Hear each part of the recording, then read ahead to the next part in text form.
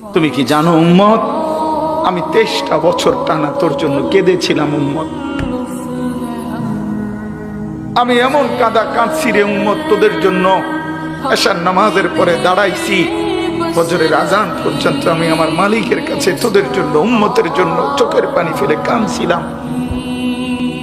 আমার এত চোখের পানি তোর দিল গলাইতে পারলো না।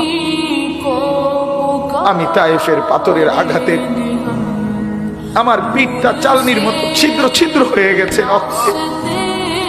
আমি বুকে পেটে 2টা পাথর বাঁধছি ক্ষুধার কষ্টে।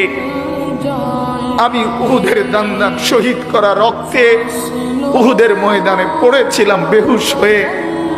আমার ঘরের চুলায় 3 মাস রান্নার জন্য কোনোদিন চুলায় আগুন জ্বলে নাই।